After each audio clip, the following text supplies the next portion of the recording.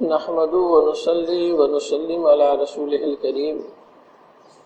اما بعد فاعوذ باللہ من الشیطان الرجیم بسم اللہ الرحمن الرحیم۔ قابل احترام بزرگوں، 21ویں باب کی ہماری اور آپ کی گفتگو جاری ہوئی۔ گزشتہ درس میں جس کو حضرت امام غزالی رحمۃ اللہ علیہ نے زکوٰۃ کے تعلق سے تحریر کیا، بہت سی باتوں کو ہم نے سماعت کیا اور جو کمی اور جو کوتاہیاں ہمارے ماحول و معاشرے کے اندر ہے صدقات کو لے کر کے، ان تمام چیزوں کو ہم نے سنا۔ حدیث پاک جو حضرت ابو ہریرہ رضی اللہ تبارک و تعالی روایت کرتے ہیں کہ نبی رحمت صلی اللہ تعالی علیہ وسلم نے فرمایا کہ جو شخص اپنے مال کا حق ادا نہیں کرتا تو مال کا حق ادا کرنے سے مراد زکوٰۃ دینا ہے، صدقات کرنا ہے۔ فرماتے ہیں قیامت کے دن اس کے پہلو اور اس کی پیٹھ کو جہنم کے گرم پتھروں سے داغا جائے گا اور اس کا جسم وسیع کر دیا جائے گا، اور جب اس کی حرارت میں کمی واقع ہوگی تو پھر اس کی حرارت کو بڑھا دیا جائے گا، اور فرماتے ہیں کہ اس دن جو قیامت کا دن ہوگا وہ 50,000 سال کے برابر کا ایک دن ہوگا۔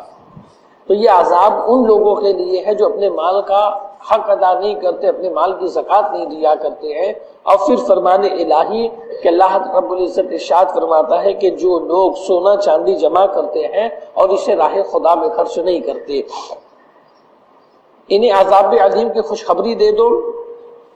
جس دن ان کے مال کو جہنم کی آگ میں تپایا جائے گا اور ان سے ان کے پہلو پیشانی اور پیٹھ کو داغا جائے گا، یہ ہے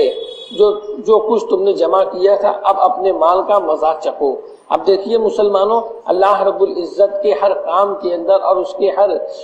فعل کے اندر حکمت پوشیدہ ہوتی ہے۔ اگر اللہ رب العزت کسی کو امیر کیا ہے تو اس کے اندر اس کی حکمت پوشیدہ ہے، اور اگر کوئی غریب ہے تو اس کے اندر بھی اس کی حکمتیں پوشیدہ ہے۔ اللہ رب العزت نے ایک معلوم اور معین حق غریبوں کا امیروں کے اوپر فرض کر دیا ہے کہ اگر تم مالدار ہو تو اپنے اموال کی زکوٰۃ نکالا کرو، صدقات کیا کرو، اس لیے کہ نبی رحمت صلی اللہ تعالی علیہ وسلم ارشاد فرماتے ہیں کہ صدقہ اللہ کے غضب کو ڈھا دیتا ہے اور بری موت کو دفع کر دیا کرتا ہے۔ صدقہ ایک ایسی چیز ہے جو بلاؤں کو دور کر دیتا ہے۔ صدقہ ایک ایسی چیز ہے کہ جس کی برکتیں اس قدر ہے، اتنی زیادہ جس کی برکتیں ہیں کہ نبی رحمت صلی اللہ تعالی علیہ وسلم فرماتے ہیں کہ جب تم صدقہ کرتے ہو تو اللہ تبارک و تعالی تمہارے صدقے کی پرورش کرتا ہے اس طریقے سے جیسے تم اپنے بچڑے کی پرورش کرتے ہو۔ یہاں تک کہ حدیث کی تفسیروں میں آیا کہ اگر کوئی بندہ ایک کھجور اللہ کی راہ میں صدقہ کر دے، ایک درہم اللہ کی راہ میں صدقہ کر دے، اور قیامت کے دن جب وہ اللہ کی بارگاہ میں آئے گا اور اللہ تعالیٰ جب اس کا اجر اس کو دے گا تو وہ ایک درہم کا بدلہ پہاڑ کے برابر پروردگار عالم اس کو عطا فرمائے گا، بس شرط یہ کہ وہ صدقہ اخلاص کے ساتھ ہونا چاہیے، اللہ اس کے رسول کی رضا کے لیے ہونا چاہیے۔ حضرت عائشہ صدیقہ رضی اللہ تعالی عنہا کی بارگاہ میں ایک مرتبہ کسی صحابیہ نے اب بکری کا کچھ گوشت پیش کیا بطور نذرانہ۔ حضرت عائشہ صدیقہ وہ بکری کا گوشت لے لیتی ہے، اب تھوڑی دیر کے بعد ایک سائل آتا ہے، آپ اسے صدقہ کرتی ہے، پھر دوسرا آتا ہے اس میں سے آپ اس کو صدقہ کرتی ہے، قرض کے کئی فقیروں کو عطا کرتی ہے، تھوڑا سی رسول پاک صلی اللہ تعالی علیہ وسلم کے لیے بچا کے رکھتی ہے کہ جب اللہ کے نبی آئیں گے تو پکا کر کے سرکار کی بارگاہ میں پیش کروں گی۔ اب اللہ کے نبی علیہ الصلوۃ والسلام تشریف لاتے ہیں تو حضرت عائشہ صدیقہ نے کرتی، یا رسول اللہ فلاں کے گھر سے آپ کے لیے اتنا گوشت نذرانے میں آیا تھا، نذر تھی، اور اتنا میں نے صدقہ کر دیا ہے، اتنا میں آپ کے لیے بچا کر کے رکھی ہوں۔ تو میرے آقا ارشاد فرماتے، عائشہ جو تم نے صدقہ کیا وہ سب کے سب بچا ہے، اور جو تم نے بچا لیا وہ سب کے سب ضائع ہو گیا ہے۔ بتانے کا مقصد یہ ہے مسلمانوں کہ جو ہم اللہ کی راہ میں دے دیتے ہیں، اللہ تعالیٰ اسے اپنے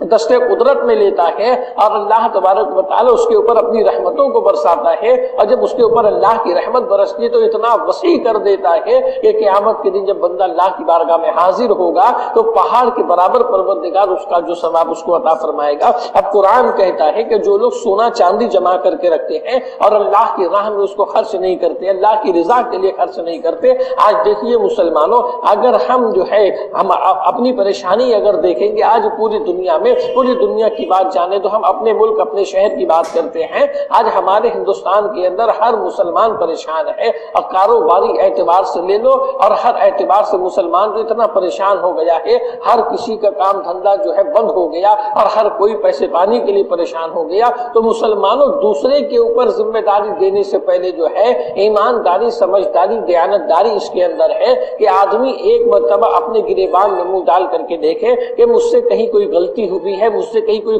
کوتاہی ہوئی ہے اور کوئی خطا ہوئی ہے جس کی وجہ سے بے برکتی میرے اندر آ گئی ہے اور میں بے برکتی کا شکار ہو گیا، پریشانیوں کا شکار ہو گیا۔ یہ کیوں ہوا؟ اس لیے کہ ہم نے اللہ کے ان تمام فرامین کو چھوڑ دیا ہے۔ حضرت اویس قرنی ارشاد فرماتے ہیں کہ انسانوں تمہارا حال کیا ہے کہ تمہیں رزق کی پرواہ اور رزاق کا تمہیں خیال نہیں ہے کہ تم اپنے رزق کی فکر کیا کرتے ہو، اپنے کھانے پینے کی فکر کرتے ہو، مگر وہ پروردگار جو تمہیں رزق عطا فرماتا ہے، وہ پروردگار جو تمہاری زندگی اور موت کا مالک ہے، تمہیں اس کی کوئی پرواہ نہیں، اس کی تم عبادت نہیں کیا کرتے ہو۔ تو اب یہ مال کو جو لوگ جمع کرتے ہیں، یاد رکھنا ہمارے اسلاف کا، ہمارے بزرگوں کا یہ طریقہ رہا ہے کہ وہ کل کے لیے کوئی چیز بچا کر کے نہیں رکھا کرتے تھے، اس لیے کہ ان کا ایمان اور یقین اس بات کے اوپر تھا کہ جو پروردگار آج ہمیں روزی دے رہا ہے وہ پروردگار کل بھی ہمیں رزق عطا فرمائے گا۔ آج پوری قوم مسلم جو ہے کاروباری اعتبار سے جھوٹ اس قدر بولا کرتی ہے۔ اچھا اللہ رحم کرے ان لوگوں کے اوپر، وہ برجستہ یہ کہتے بھی ہیں کہ اگر جھوٹ نہ کہو تو کاروبار نہیں چلے گا، اگر جھوٹ نہ کہو تو ہمارا دھندا نہیں چلے گا۔ یاد رکھنا مسلمانوں، یہ جھوٹ کی نحوست ہے کہ آج آدمی 50,000 60,000 کمانے کے بعد بھی پریشان ہو جاتا ہے۔ حضرت جنید بغدادی رضی اللہ تعالیٰ عنہ کے زمانے میں ایک مرتبہ آپ کے مرید خاص حضرت ابو بکر شبلی بھاگتے ہوئے آ رہے تھے۔ حضرت جنید بغدادی کی بارگاہ میں آنے کے بعد عرض کرتے حضور مجھ کو چھپا لو، مجھ کو پناہ دے دو، تو کچھ پولیس والے دروگا میرے پیچھے پڑ گئے ہیں۔ حضرت جنید بغدادی فرماتے ہیں جا اور جا کر کے میرے حجرے کے اندر چھپ جا۔ حضرت ابو بکر شبلی حضرت جنید بغدادی کے حجرے میں چھپ جاتے ہیں۔ تھوڑی دیر کے بعد وہ دونوں پولیس والے دروگا آتے اور عرض کرتے حضور جنید بغدادی آپ نے ابو بکر شبلی کو دیکھا ہے؟ ارشاد فرماتے ہیں ہاں، وہ میرے حجرے کے اندر چھپا ہوا ہے۔ اب حضرت جنید بغدادی حجرے کے اندر پریشان ہے کہ ایک تو مجھ کو چھپا دیا اور پھر ان لوگوں کو بتا بھی رہے ہیں۔ اب وہ دونوں دروگا آپ کے حجرے میں جاتے ہیں، پورے حجرے کی تلاشی لیتے ہیں، یہاں تک کہ آپ کا پیالہ بھی اٹھا کر کے دیکھتے مگر ابو بکر شبلی نظر نہیں آتے۔ اور جب وہ لوگ چلے جاتے ہیں، حضرت ابو بکر شبلی آپ کے حجرے سے باہر آ کے عرض کرتے حضور جب مجھ کو چھپایا تو آپ نے بتایا کیوں، اور جب بتانا تھا تو مجھ کو چھپایا کیوں؟ حضرت جنید بغدادی ارشاد فرماتے ہیں اے ابو بکر شبلی سنو، یہ میرے سچ کی برکت ہے کہ تم یہاں پہ بچے ہو اور میں قیامت کے دن بچ گیا۔ اگر تیرے خاطر میں جھوٹ کہہ دیتا تو یہاں پھنس جاتا اور میں وہاں پھنس جاتا۔ بتانے کا مقصد یہ ہے مسلمانوں، ہمارے اسلاف و بزرگان دین نے جو تعلیم ہمیں دی ہے وہ یہ کہ سچ کا دامن کبھی مت چھوڑنا۔ رزق دینے والا پروردگار عالم ہے، تم یہ سوچتے ہو کہ جھوٹ بول کر کے تم اپنے گراہک کو پھانس لو گے اور اس کو جو اپنا سامان اس کو تھما دو گے اور اس سے پیسہ ہینٹ لو گے، اس سے پیسہ تم لے تو لو گے، اپنا سامان اس کو بیچ تو لو گے، مگر جو برکت آتی ہے وہ تمہارا گراہک برکت لے کر کے نہیں آتے، برکت تو اللہ کی طرف سے آیا کرتی ہے، برکت تو خالق کائنات دیا کرتا ہے۔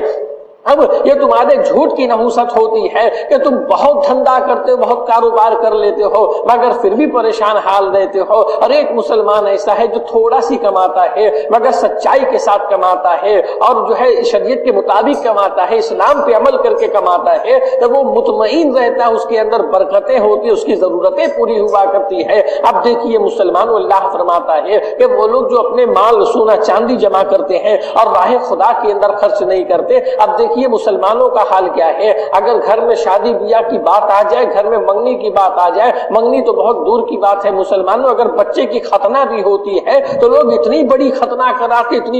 کراتے ہیں کہ پورے محلے والے کو ختنہ کے اندر مدعو کر لیتے ہیں۔ اگر منگنی کی بات آتی ہے تو ایسی منگنی کراتے ہیں کہ ایسا لگتا ہے کہ یہ منگنی نہیں بلکہ شادی ہے، بلکہ لوگ اس کا نام بھی دیتے ہیں۔ بس خالی ایک آخری بات رہ جاتی ہے کہ قاضی کی ضرورت ہوتی ہے، قاضی آ کر کے جب وہ قبول کرا دے تو نکاح پورا ہو جائے، اب پوری شادی ہو جائے. اتنا اسراف، اتنی فضول خرچی، اتنی فضول خرچی. مگر وہی لوگ سے اگر کہہ دو کہ چلو فلاں جگہ مسجد کا کام چالو ہے، 1000-2000 روپیہ اللہ کی راہ میں دے دو، تو 100-200 نکال کے کہتے ہیں کہ مندی بہت زیادہ ہے. اگر ان سے کہہ دو کہ فلاں آدمی بہت بیمار ہے، چلو تھوڑا اس کی تیمارداری کرو، اس کے دوا پانی کے علاج کے لیے تھوڑا پیسہ دے دو، تو پھر وہ اپنی پریشانی اور مندی کا رونا شروع کر دیا کرتے ہیں. تو مسلمانوں، ہم اپنی ضرورت کے لیے جتنا چاہیں خرچ کر دے، مگر جب اللہ کی راہ میں دینے کی بات آتی ہے تو ہمیں مندی دکھتی، ہمارے کاروبار بند ہونے لگتے ہیں، ہم خود پریشان ہو جاتے ہیں. تو یہ ہماری پریشانیوں کا اور یہ ہمارے جھوٹ کا نتیجہ ہے، یہ اسراف کا نتیجہ. قرآن کہتا ہے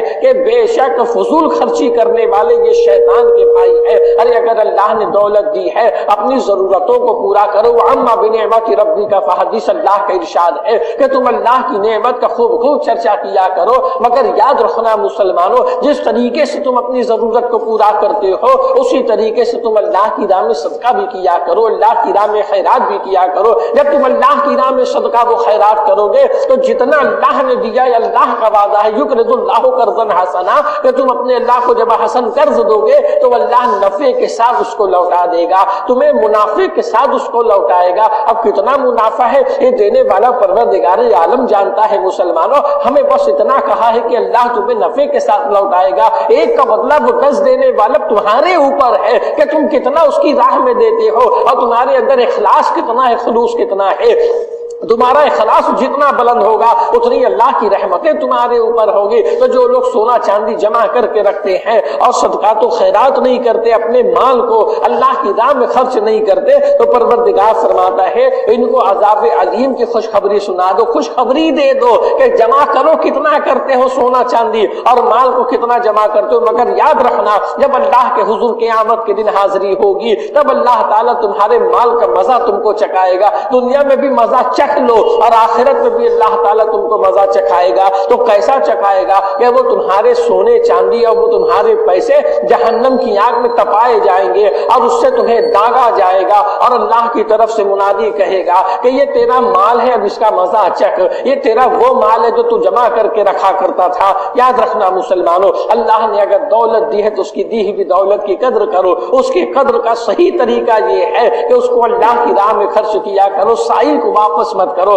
اگر ضرورت مند ہمیں دکھتا ہے کوئی، اس کی مدد کر دیا کرو. ہمارے گھر خاندان کے اندر اگر کوئی پریشان حال ہے، مسلم معاشرے کے اندر کوئی پریشان حال ہے، اگر دبے ہاتھ اس کی مدد کرو. جب دبے ہاتھ اس کی مدد کرو گے تو ایسا دینا کہ ایک ہاتھ سے دے دو دوسرے ہاتھ کو خبر نہ ہو. یہ نہیں کہ پورے گاؤں میں ڈھنڈورا پیٹو کہ فلاں کے گھر شادی تھی، میں نے اتنا پیسہ اس کو دیا، اس کی شادی تو میں نے کرا دی ہے، وہ فلاں اتنا بیمار تھا، اس کے دبے کا پورا خرچہ میں نے کیا ہے. یہ گا کر کے کوئی مطلب نہیں ہے. اے اللہ تیری رضا کے لیے میں نے دیا ہے، یہ راز تو راز رکھنا، قیامت کے دن اس کا بدلہ مجھ کو بتا کر دینا، تب اللہ تعالیٰ اس کو قبول کرے گا. آج تو لوگوں کے اندر عادت ہو گئی ہے دکھاوے کی، اور لوگ کہتے بھی ہیں کہ جب تک کہ دکھاوا نہیں کرو لوگ عزت نہیں کرتے. ارے مسلمانوں، دنیا کی عزت حاصل کر کے کیا کرو گے؟ عزت حاصل کرنا ہے تو اللہ کی نظر رحمت میں عزت حاصل کرو. اور اللہ جسے عزت دے دیتا ہے پھر دنیا والے اسے ذلیل نہیں کر پاتے، دنیا والے اسے رسوا نہیں کر پاتے. اللہ کی بارگاہ میں دعا ہے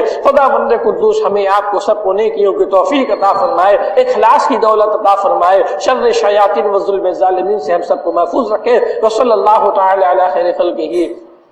ونور عرشہ افضل الانبیاء والمرسلین برحمتک یا ارحم الراحمین.